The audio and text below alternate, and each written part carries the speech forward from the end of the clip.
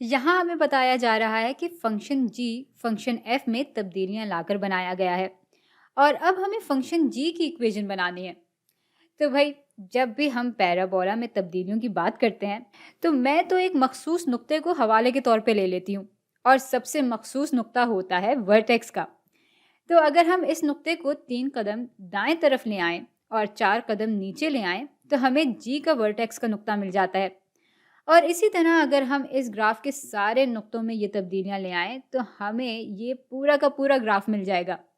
चलें, अब इक्वेशन पे आते हैं। एक तब्दीली है कि ग्राफ 3 कदम दाएं तरफ बढ़ा और एक ये है कि ग्राफ 4 कदम नीचे आया। भाई, जब हम पैराबोला को कुछ कदम दाएं तरफ खिसकाते हैं तो हमें उतने कदम x से माइनस करने पड़ते हैं।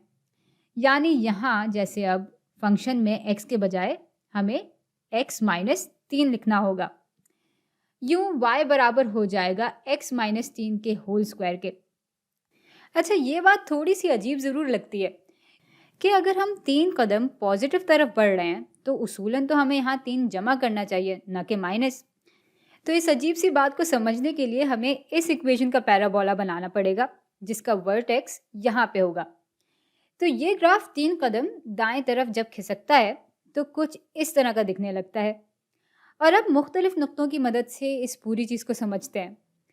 पहले ये फंक्शन सिफर के बराबर तब आ रहा था जब x की जगह सिफर डाला जा रहा था, लेकिन अब फंक्शन सिफर के बराबर तब आएगा जब हम x की जगह 3 डालेंगे। इसी तरह पहले ये फंक्शन 1 के बराबर तब आ रहा था जब इसमें x की जगह 1 डाला जा रहा था, लेकिन इस तब्दीली की वजह से अब ये फंक्शन 1 के बराबर तब होगा जब यहाँ x की जगह हम 1 नहीं बल्कि 4 डालेंगे। तो यूं पैराबोला का हर नुक्ता जब 3 कदम दाएं तरफ खिसकता है तो हम फंक्शन के इनपुट में से उतने ही कदम माइनस कर देते हैं। भाई, अगर इसका उलट हो रहा होता, यानी अगर हम इस ग्राफ को 3 कदम बाएं तरफ खिसका रहे होते तो हमें यहाँ से 3 को माइनस नहीं बल्कि जमा करना पड़ता। वैसे ये सारी बातें मैंने बहुत सरसरी तौर पे की हैं, लेकिन अगर आप इसको बेहतर तरह समझना चाहते हैं तो भाई आपको पिछली चंद वीडियोस देखनी पड़ेंगी। फिलहाल हम आगे बढ़ेंगे। तो पहले जिस भी नुक्ते पे हमें y की जो भी कदर मिल रही थी, अब हम चाहते हैं कि उसमें से 4 माइनस हो जाएं, क्योंकि तभी हमारा ग्राफ 4 कदम नीचे जा पाएगा। जैसे यहाँ y सिफर के बराबर था, अब इसमें से जब हम 4 माइनस करेंगे तभी हमें ये वाला नुक्ता मिलेगा।